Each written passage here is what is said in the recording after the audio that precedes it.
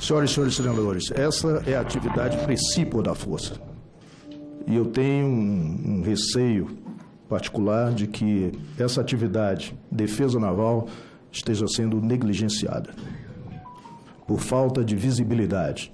As forças, muitas vezes, e isso não é uma peculiaridade da Marinha do Brasil, é vista como uma força assistencial. Então, quando nós temos ali apoio às ações do Estado, é isso onde a força tem maior visibilidade e interesse.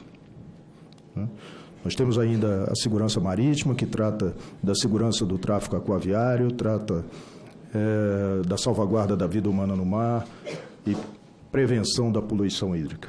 E ainda, por circunstâncias, um apoio à política externa.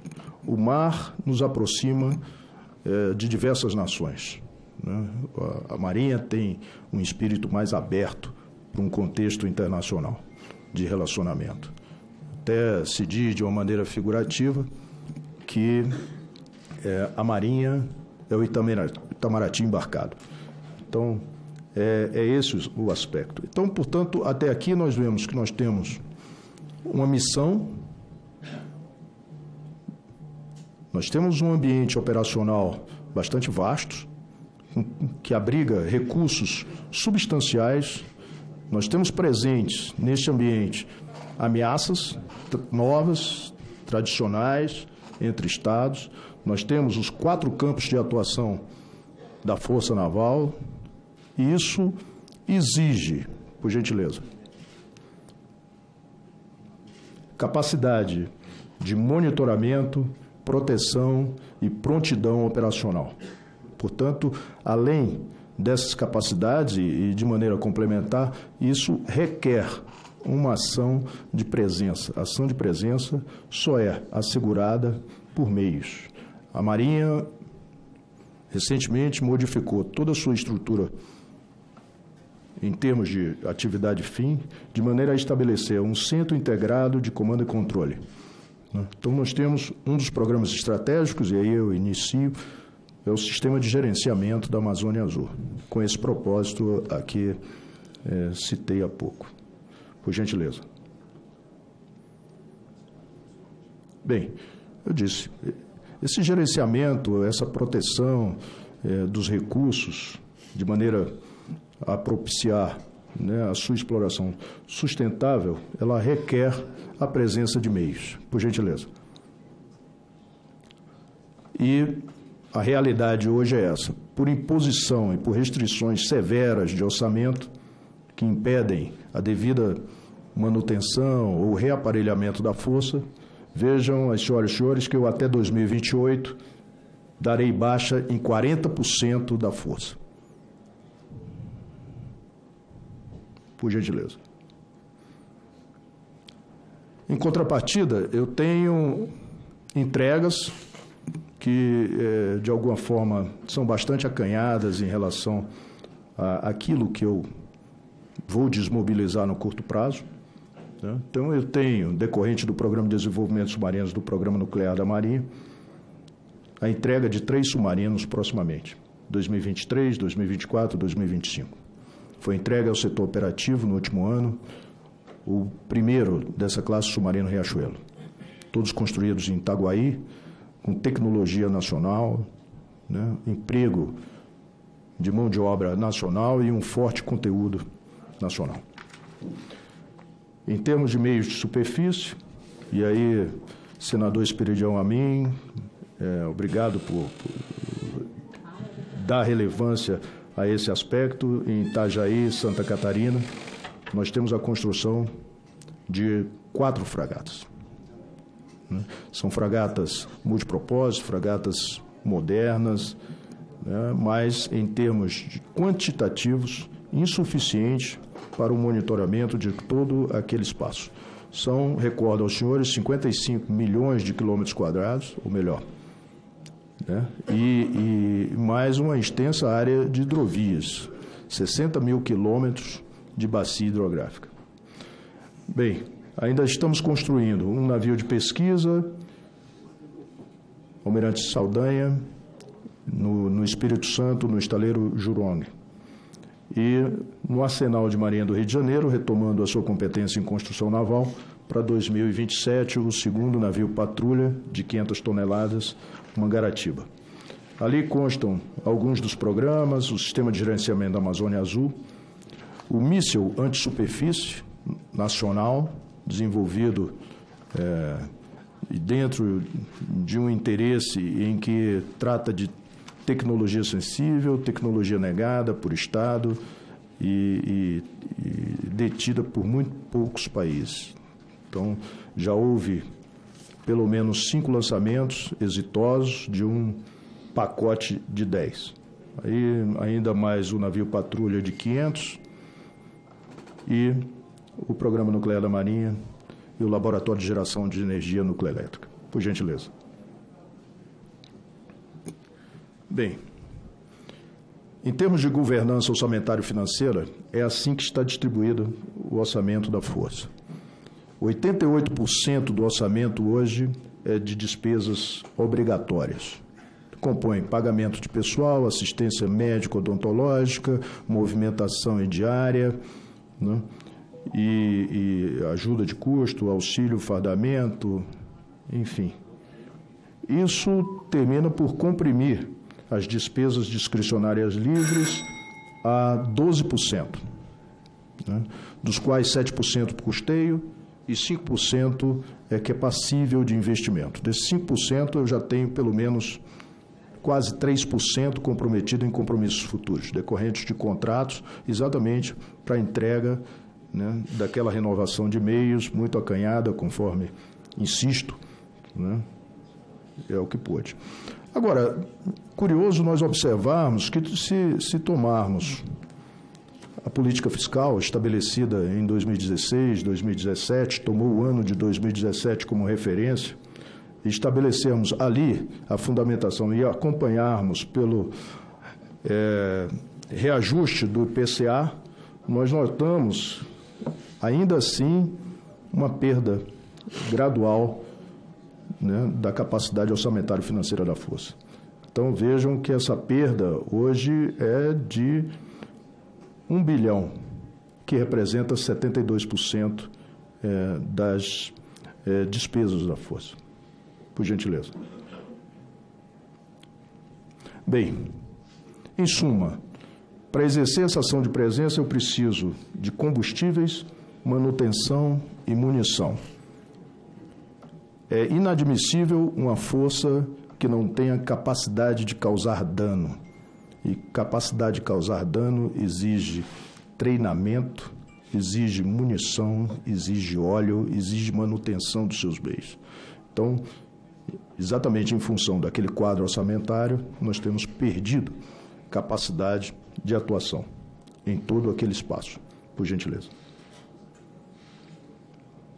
Bem, eu volto ao ambiente operacional e destaco hoje o que a Marinha prioriza.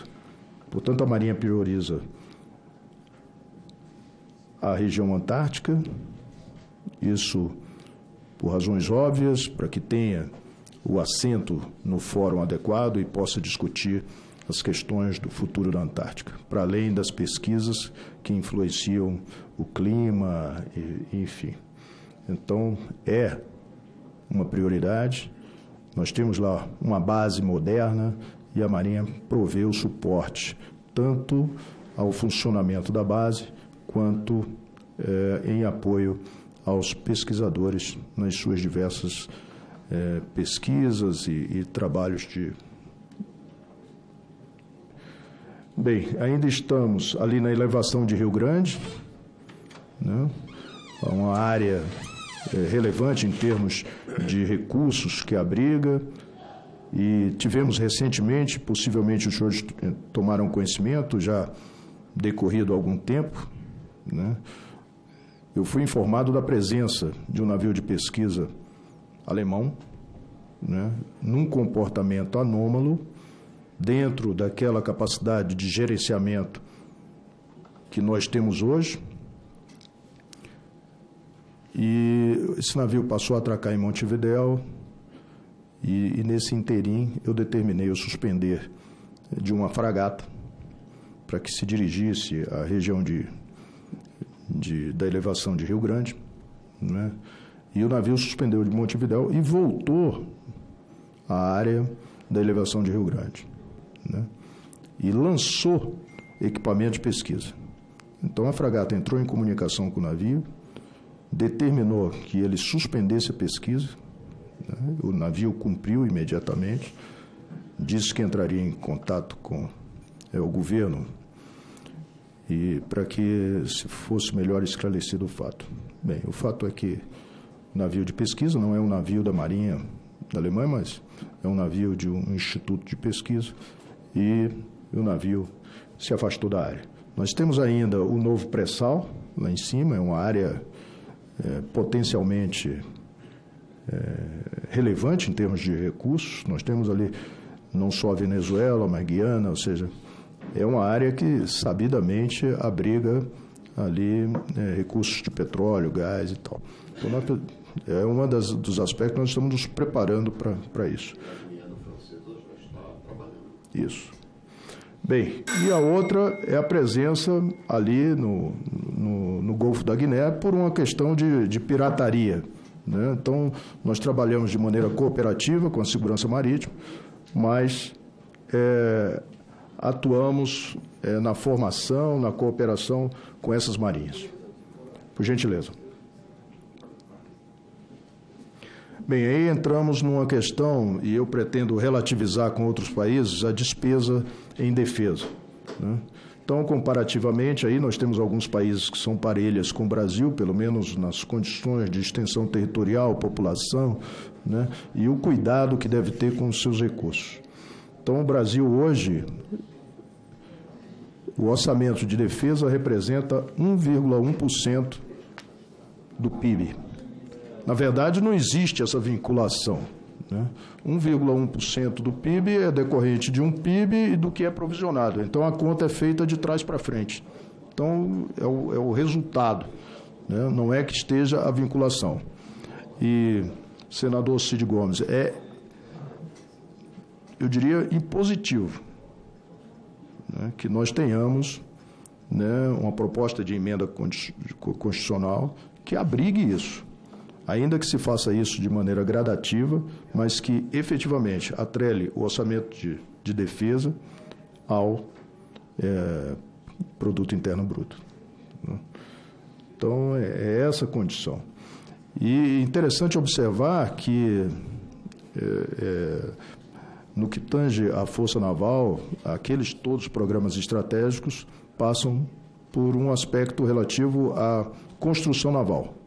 É uma área intensiva de mão de obra, gera emprego, distribui renda, né, e dá uma subsistência digna, prosperidade e progresso. Por gentileza.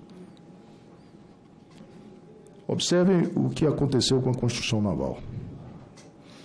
A partir de 2014, por circunstâncias, ou seja, por uma crise severa e outras condicionantes determinantes, nós perdemos aí, né, em termos de empregos diretos, 60 mil empregos, 180 mil empregos indiretos, só na construção naval.